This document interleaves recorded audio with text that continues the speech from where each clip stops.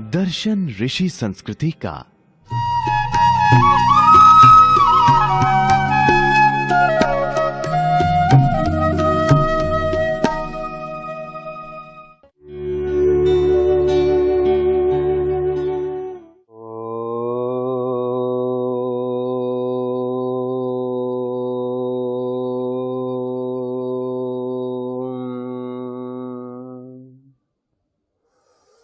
विश्वानि देव सवितर्दुरितानि परासुव यद्भद्रं तन्नयासुव।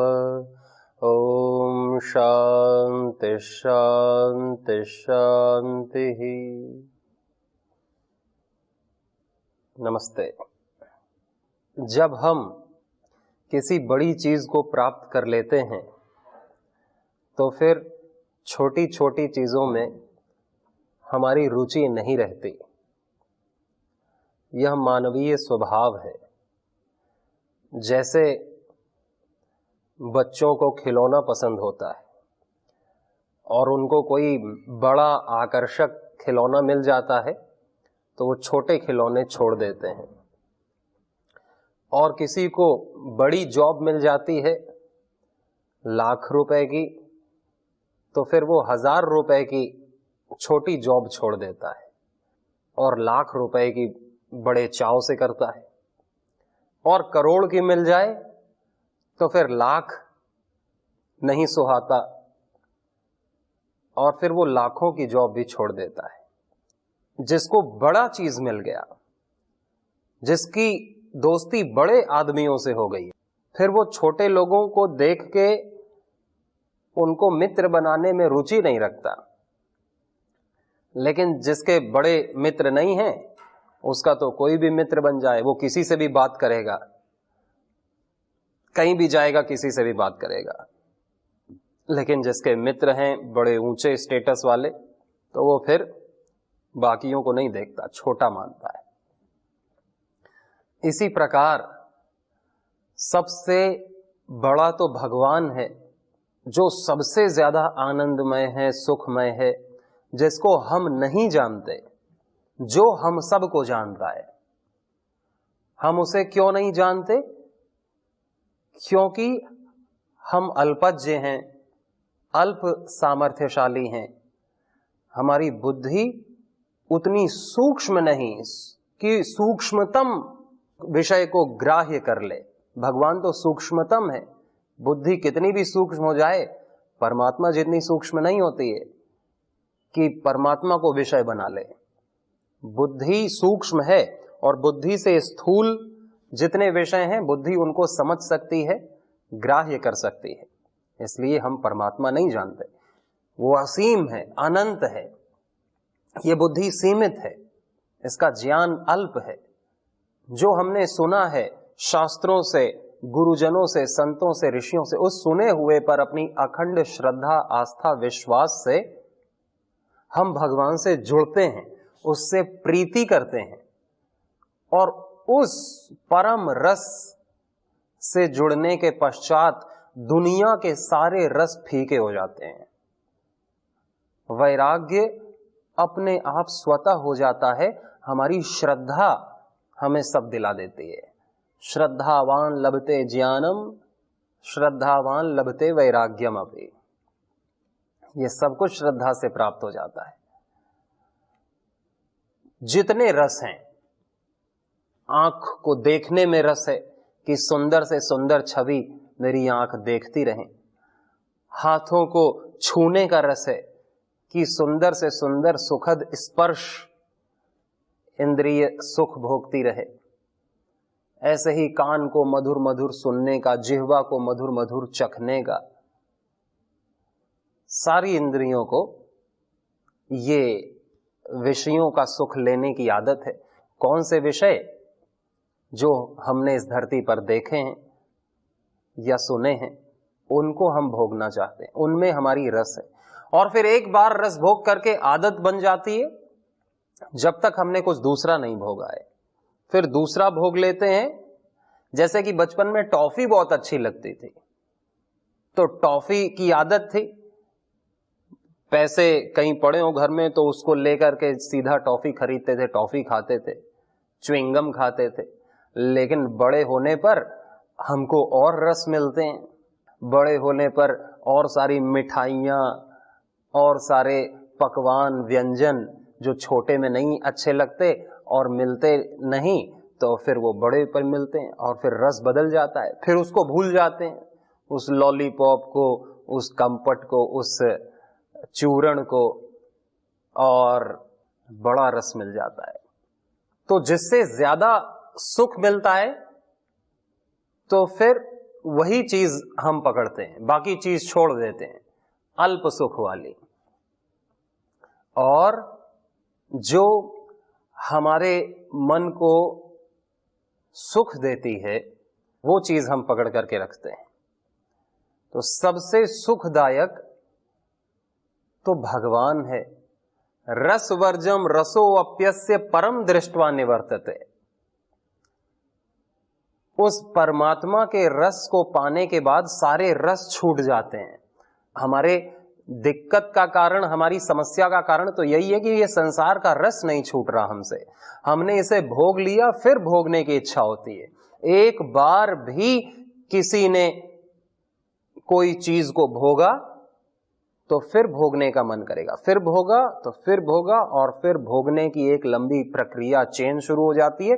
फिर वो भोग छोड़ना मुश्किल हो जाता है। फिर कितने भी वैराग्य शतक पढ़ें, कितने भी शास्त्र पढ़ें, कितने भी प्रवचन सुने, खुद भी सोचें, कसमें खाएं, मन्नतें रखें और भगवान से प्रार्थना करें कि ये आदत छूट जाए, मेरी आलस्य की, नींद की, क्रोध की, काम की, लोभ की, निंदा चुगली करने की, व्यर्थ वार्ता करने की, व्यर्थ सोचने की आदत छूट जाए, बुरा खाने की आदत छूट जाए। फिर वो आदतें नहीं छूटती। उन आदतों ने हमको बहुत अंदर तक पकड़ रखा है। और उन्होंने क्या पकड़ा? पहले तो हमने ही उन्हें आश्रय दिया और हम ही उन्हें दोहराते रहते हैं अभी भी। तो कोई भी आदत, कैसी भी आदत हो, वो अपने आप छूट जाती है। लेकिन हम हर दिन या हफ्ते भर में या महीने में उसको कंटिन्यू कर देते हैं। जैसे कि कभी कभी जब व्यक्ति योग सीखता है और योग में रस आने लगता है तो रोज सुबह उठ करके रनिंग करता है, जॉगिंग करता है, प्राणायाम करता है और ध्यान करता है, भगवान का प्रवचन सुनता है, भगवान की भक्ति में लग जाता है, मंत्र जप में लग जाता है, ये यज्ञ में लग जाता है, और फिर उसमें गहरा उतरता है, डूबता है, और उसको बहुत शक्तियां मिलती हैं, बहुत शांति मिलती है, तृप्ति, आनंद की अनुभूति होती है। लेकिन जब उसने अभ्यास करना छोड़ दिया तो फिर धीरे धीरे घटते घटते अभ्यास रोकने से हमारी सिद्धि, शांति, तृप्ति खत्म हो जाती है। आध्यात्मिक अभ्यास छोड़ने से, योग का अभ्यास छोड़ने से, सत्संग का अभ्यास छोड़ने से। वैसे ही यदि हम वासनाओं का, भोगों का, जो गलत आदतें हैं, उनका अभ्यास छोड़ देते हैं तो वो भी हमें सताना छोड़ देती हैं और हम फिर से वैसे ही हो जाते हैं, निश्चल, निष्कपट, पवित्र। अब ये है कि जो अभ्यास हमने करने चाहिए हम वो नहीं करते, उनसे वैराग्य ले रखा है, उनमें हमें कुछ मिलता नहीं। कौन से अभ्यास करने चाहिए? गीता स्वाध्याय का, उपनिषद के वाक्यों को मनन करने का, सत्संग का, स्वाध्याय का, जप का, प्रवचन का, योग का अभ्यास, ध्यान का अभ्यास हमें करना चाहिए।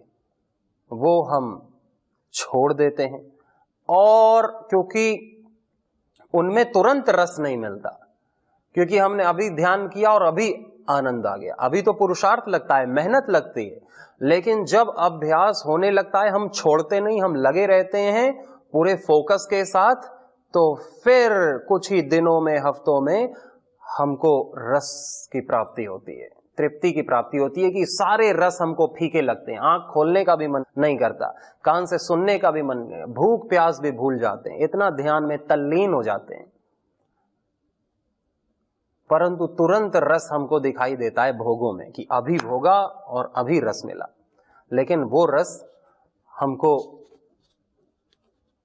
और खाली करता है और सूखा कर देता है और हमको अतृप्त कर देता है। अतृप्ति, जड़ता, परतंत्रता, परिच्छिन्नता, ये सब भोगों को भोगने से होता है। थोड़े से सुख के लिए हम आदतों के गुलाम बन जाते हैं, इंद्रियों के गुलाम बन जाते हैं। फिर वो आदतों का अभ्यास हम थोड़ी देर करते हैं और फिर वो परमानेंट हो जाता है। जिनसे वैराग्य करना था उनका अभ्यास करने लगे, और जिनका अभ्यास करना था उनसे वैराग्य कर लिया। तो अभ्यास और वैराग्य तो हम कर रहे हैं, सभी कर रहे हैं, लेकिन किसका अभ्यास करना चाहिए और किसको छोड़ना चाहिए, किसको अपनाना चाहिए, किसका त्याग करना चाहिए, वो हमने अपने विवेक का आदर नहीं किया, शास्त्र की आज्ञा का आदर नहीं किया, गुरु के अनुशासन का, आदेश का पालन नहीं किया। तो हमारा जीवन दुख से, नफरत से, नरक से भर जाता है। फिर ये जीवन व्यर्थ लगता है, इस जीवन को खत्म करने का, कि इस जीवन का कोई लाभ नहीं है। हम किसी वस्तु को भोगते हैं, भोग तो कुछ ही पलों का होता है, और उससे जो स्वाद मिलता है वो भी कुछ पलों का होता है, लेकिन जो उसका जो भोग भोगा है, उसके रस की जो वासना है, वो अंदर छप जाती है हमारी स्मृति में, और वो स्मृति कभी नहीं खत्म होती। वो याद दिलाती है उस भोग के विषय में, और वो याद हम उसको सोचने लगते हैं मन से। ये भी नहीं कि उसको सोचना बंद कर दें, चलो भाई कभी भोग लिया, बहुत हो गया, अब छोड़ दिया, लेकिन नहीं, भोगने के बाद फिर उसको सोचना चालू रहता है। भले ही कोई भोग के हिमालय भी चला जाए, मंदिर में भी चला जाए, लेकिन उसकी सोच वही विषयों को सोचता रहेगा, उन्हीं भोग वासनाओं को सोचता रहेगा, और जो मन में जो सोचता है वही आदमी करता है, वही वेग बन जाता है। इतना वेग बन जाता है कि फिर व्यक्ति उसे किए बिना नहीं रह सकता। जैसे ड्रग्स का व्यक्ति तड़पता है, वैसे भोग वासनाओं को जिसने छोड़ रखा है या जिसको नहीं मिल रहा, वो भी उसके लिए तड़पता है कि मैं कब मेरे को अवसर मिले, कब समय मिले, कब स्थान मिले और कब मैं भोगूं। भोगने के लिए तैयार। सारी कस्में टूट जाती हैं, सारे संकल्प टूट जाते हैं, सारा सुना हुआ ज्ञान व्यर्थ हो जाता है, केवल इसलिए कि हम चीजों को केवल अपने माइंड में सोच रहे हैं। उनका अभ्यास, भले ही हम उसको भोग नहीं रहे, लेकिन सोचना भी, उसके अभ्यास को मजबूत करना है, उस चीज को भोगने के लिए मजबूर कर देना है। हमारा शरीर, हमारा मन, हमारा पूरा अस्तित्व मजबूर हो जाता है उसे भोगने के लिए, क्योंकि मन सोच रहा है। तो सोचना ही तो सबसे ज्यादा खतरनाक है। जितना भोगना खतरनाक नहीं, उतना हमारा सोचना खतरनाक है, क्योंकि भोगना तो शरीर से हो रहा है। वो भोग भी कुछ पलों का होगा, और शरीर को जो हानि होगी वो भी कुछ पलों की होगी, जो रस मिलेगा वो भी कुछ पलों का होगा, लेकिन उसका चिंतन, वो रस जो अंदर छप गया है, हम उसको तो नहीं मिटा सकते, क्योंकि वो उसकी तो स्मृति बनी है, वो तो याद रहेगा। हम उसे इग्नोर कर सकते हैं, इग्नोर करते करते वो भूल जाएगा, लेकिन हम उसे कुरेदते रहेंगे, कुरेदते रहेंगे, सोचते रहेंगे, सोचते रहेंगे, तो भोगते रहेंगे। इसीलिए कहते हैं जो जैसा सोचता है वो वैसा हो जाता है, जिसका जैसा चिंतन होता है उसका वैसा जीवन होता है, जिसकी जैसी दृष्टि होती है वैसी उसकी सृष्टि होती है। सब कुछ वैसा ही दिखता है जैसे हम हैं। तो रस हमारे अंदर छपा है, अच्छी चीजों का भी छपा है, परमात्मा के आनंद का भी छपा है, क्योंकि हमने वो भी रस ध्यान का, योग का, साधना का लिया, और भोग का भी छपा है। हम रस को नहीं मिटा सकते, रस तो हमारी मांग है, लेकिन हमारा चिंतन तो हमारे कंट्रोल में होना चाहिए। चिंतन हमारा दूसरे के कंट्रोल में नहीं है। बाकी हम दृश्यों को नहीं रोक सकते जो हमारे पास है, इस वातावरण को नहीं रोक सकते, लेकिन हम अपने चिंतन को रोक सकते हैं, अपने चिंतन को एक सही दिशा दे सकते हैं, अपने चिंतन को अच्छा कर सकते हैं। चिंतन ही सबसे बड़ी साधना है कि हमारा ध्यान अच्छी चीजों पर हो, तो हम वैसे हो जाएंगे। हमारा चिंतन गलत चीजों पर होगा तो योग कभी नहीं हो पाएगा, बोध कभी नहीं हो पाएगा, प्रेम कभी नहीं हो पाएगा।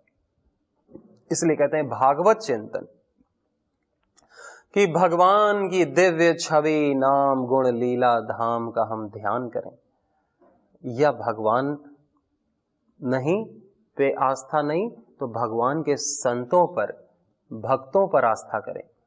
शास्त्रों का मनन करें, उन्हीं का चिंतन करें। रस धीरे धीरे आता है, कुछ चीजों में तुरंत रस नहीं आता है कि तुरंत रस आने लगा। शांति का रस तो धीरे धीरे जब हमारे अंदर का कचरा मल साफ होगा तो अपने आप वो स्वाभाविक रस प्रकट होता है। हमें जल्दबाजी नहीं करनी चाहिए, साधक को धैर्य रखना चाहिए, अपनी साधना को छोड़ना नहीं चाहिए कि गुरु ने साधना बताई, 2-4 दिन किया फिर छोड़ दिया कि इससे तो कुछ नहीं हो रहा है, चलो फिर से बीड़ी सिगरेट पीते हैं, चलो फिर से फिल्में देखने लगते हैं, व्यर्थ की चीजें देखने लगते हैं, व्यर्थ की बातें बोलने लगते हैं, साधना कुछ ही दिन में छोड़ देते हैं। इसलिए धैर्य सबसे बड़ा धर्म है, धीरज धृति सबसे बड़ा दैवीय गुण है कि साधक धैर्य रखे, तुरंत अधीर ना हो जाए। कितना भी रोगी व्यक्ति है, कितना भी भोगी व्यक्ति है, कितना भी पापी है, कितना भी बूढ़ा है, असमर्थ व्यक्ति है, लेकिन जिसने हार नहीं मानी, जिसने धैर्य रखा, धीरज रखा और अपने अभ्यास को, अपने सद अभ्यासों को, सत्संग को निरंतर करता गया, उसको समाधान होता ही होता है, ऐसा हमारे शास्त्र कहते हैं। कोई बहुत विधि से कर रहा है तो 1 साल में परिणाम मिल जाएगा, नहीं तो 2-3 साल में तो मिलना ही मिलना है परिणाम। जिसके साधना में जितनी पवित्रता है, जितना ब्रह्मचर्य है और जितनी तीव्रता है, उसको उतनी ही जल्दी तत्व की प्राप्ति होती है, उतनी ही जल्दी उससे बुराइयां छूट जाती हैं, असत छूट जाते हैं, कुछ ही दिनों में छूट जाते हैं, सालों में भी नहीं। हम कितना स्मरण रखते हैं, हम कितना चिंतन करते हैं भगवान का, भगवान से अपने संबंध का, भगवान से अपने प्रेम का, भगवान की कृपा का। हम खुद सोच सकते हैं कि हम दिन में कितना भागवत चिंतन करते हैं या दिन में कितना हम इस माया का चिंतन करते हैं, अपने मोह का, अपनी वासनाओं का, अपनी इच्छाओं का, कामनाओं का, अपने सुख का। जिस तरह हम देख रहे हैं सृष्टि को, हम उसका कितना चिंतन करते हैं। 24 घंटे में हम 22-23 घंटे तो यही करते हैं। कुछ घंटे गहरी नींद आती है तो उसमें नहीं होता है, बाकी जब भी करेंगे तो भी संसार का ही चिंतन चल रहा है। सत्संग में बैठे हैं तो भी संसार का चिंतन। हम कितना भी सुन लें, कितना भी पढ़ लें, लेकिन जब तक हमारा चिंतन नहीं शुरू होगा, साधना नहीं होगी, शुरू ही नहीं होगी। जब तक हमारा भगवान का चिंतन नहीं चलेगा कि भगवान हर जगह है। ये सब चिंतन के लिए ही तो बताया जाता है कि भगवान हर जगह है, तो हम भगवान को हर जगह देखने का अभ्यास करें, चिंतन का अभ्यास करें कि मेरे भी अंदर ईश्वर है, इसके भी अंदर ईश्वर है, और जो है वही ईश्वर है, वो तो है ही। इसलिए नहीं बताया जाता कि हमको याद हो जाए और कहीं फिर हमको कहने को काम आए, प्रवचन में काम आएगा, लिखने में काम आएगा। ये इसलिए कि हम उसको मनन करना शुरू कर दें, उस ईश्वर को मनन करने में हमको कोई दिक्कत ना आए। नहीं तो दिक्कत आती है, भगवान तो दिख नहीं रहा, हम उसका चिंतन कैसे करें, हम तो उसे जानते नहीं, हम उसका चिंतन कैसे करें। तो ऋषियों ने इतनी सारी बातें कही, शास्त्रों ने इतनी सारी बात कही ईश्वर के बारे में कि चिंतन करने की कोई कमी ही नहीं। और भगवान के रूप में हम भगवान श्री राम के जीवन वृत्तांत का चिंतन करते हैं, भगवान श्री कृष्ण के पूरे जीवन चरित्र का, गीता का चिंतन करते हैं। उन्होंने क्या किया, क्या बोला, कैसे हमको उपदेश किया, संतों का चिंतन करते हैं। तो सब भगवान का चिंतन, भगवान से संबंधी जो भी व्यक्ति है उसका चिंतन भी भगवान का चिंतन होता है, गुरु का चिंतन भी भगवान का ही चिंतन होता है, उससे कम नहीं होता। गुरु को भगवान से कहीं कम, कहीं बराबर और कहीं अधिक भी माना है, क्योंकि उसी के कारण हमको भगवान का ज्ञान हुआ है, गुरु के कारण, उसी के मार्ग से, नहीं तो हम भटकते रहते। तो भगवान तो हर जगह है, लेकिन उसका लाभ हमारे चिंतन से मिलेगा। और असत कहीं भी नहीं है, लेकिन वही असत हमारे बंधन का कारण है, केवल हमारे चिंतन से। भूत कहीं नहीं है, प्रेत कहीं नहीं है इस कमरे में, लेकिन अगर मैं भूत प्रेत सोचने लगूं तो मैं मर जाऊं, हार्ट अटैक हो जाता है लोगों का।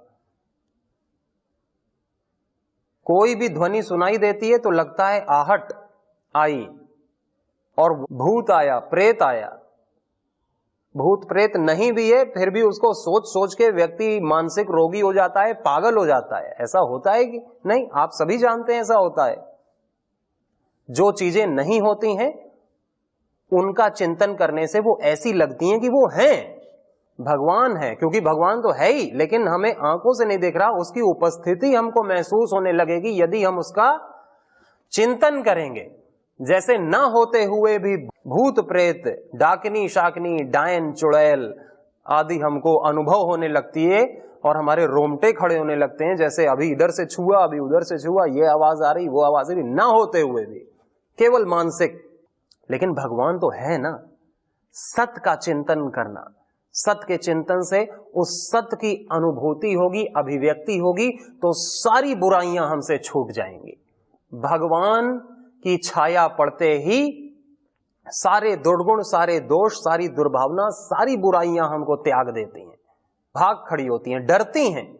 सारी बुराइयां साधु के पास आने से, धर्मात्मा के पास आने से, भगवान के भक्त के पास आने से सब जल जाती हैं और साधक पवित्र अंतःकरण वाला होता है। और केवल पवित्र अंतःकरण ही भगवान को अभिव्यक्त कर सकता है। भगवान सबके अंतःकरण में है, लेकिन जो बुरा अंतःकरण है, बुराई का जो चिंतन करता है, बुराई को प्रधान मानता है, बुराई को रख रखा है, उस अंतःकरण में भगवान कभी भी अभिव्यक्त नहीं होते, भगवान कभी भी प्रकाशित नहीं होते। केवल भगवान का चिंतन करने से, कई रूपों में भगवान का चिंतन संतों ने किया है, ऋषियों ने किया है। भोगों का कोई अंत नहीं और भोगों से कभी तृप्ति भी नहीं कि भोग से हम तृप्त हो गए। क्या हमने जन्म से लेके अभी तक और कितने जन्मों में कितने भोग भोगे, हर एक भोग भोगा, हर एक इंद्रिय के भोग अनंत बार भोगे, लेकिन आज भी तो वही भिखारी की स्थिति है कि हमें फिर से भोग मिले। भोग ने कभी हमें तृप्त नहीं किया और हमने भोगों के लिए पूरा जीवन लगा दिया, लेकिन भोगों से कभी भी तृप्ति नहीं हुई। भोगों के लिए हमने झूठ भी बोला, भ्रष्टाचार भी किया, समय भी बर्बाद किया, भगवान तक को छोड़ा, घर बार को छोड़ा, अपने स्वास्थ्य को सब बर्बाद कर लिया, लेकिन भोगों से कभी हमारी तृप्ति नहीं हुई। ऐसा चिंतन करना, एक दृढ़ता के साथ यदि व्यक्ति भगवान के चिंतन में लगे कि भोग ना मिले तो ना मिले, उसके लिए मेरी मृत्यु भी हो जाए तो इस शरीर की मृत्यु होगी, मैं तो अजर अमर अविनाशी हूं, मैं तो भगवान का हूं, भगवान मेरा है और मैं भी सदा रहूंगा, भगवान भी सदा रहेगा। इस शरीर की मृत्यु से जो नहीं डरता वही भगवान को प्राप्त करता है। तो भोग मिले तो ठीक और ना मिले और इस शरीर का नाश भी हो जाए तो भी ठीक, लेकिन मेरे लिए तो मेरा ईश्वर ही प्रधान है, उसी का चिंतन करना ही मेरा परम धर्म है, उसी का भजन करना ही सबसे बड़ा कर्म है। और यही भगवान ने कहा, जो ऐसा मान लेता है उसे मैं मुक्त कर देता हूं तुरंत, तत्क्षण, भले ही वो कितना भी पापी, कितना भी क्रूर, कैसा भी हो उसके पास्ट में, वो तुरंत शाश्वत शांति को प्राप्त करता है। वो तुरंत धर्मात्मा, महात्मा कहलाने योग्य, महान आत्मा कहलाने योग्य महापुरुष है जो ऐसा मान लेता है, ऐसा जीने लग जाता है। भगवान से ही हमारी तृप्ति हो सकती है। भोग से हम तृप्त होना चाहेंगे तो भोग हमें और खाली कर देंगे, पराधीन कर देंगे, गुलाम कर देंगे और गुलाम करके खुद खत्म हो जाएंगे। समझाना हमें अपने को है, दूसरा समझता है तो अच्छी बात है, नहीं, समझाना हमें अपने को है, समझना भी हमें स्वयं है और हमें अच्छे अच्छे शास्त्रों का निरंतर स्वाध्याय करते रहना है कि और ईश्वर की वाणी, हमारी बुद्धि सूक्ष्म होती रहे। जो ये भोग भोग करके स्थूल मोटी हो गई है, ये सूक्ष्म होगी, पतली होगी, तो हम जल्दी ग्रैस्प ग्रहण कर पाएंगे ईश्वरीय आध्यात्मिक विषय को। इसलिए गीता, उपनिषद आदि शास्त्रों का स्वाध्याय करना बहुत आवश्यक है। सभी को बहुत सारी शुभकामनाएं। नमस्ते।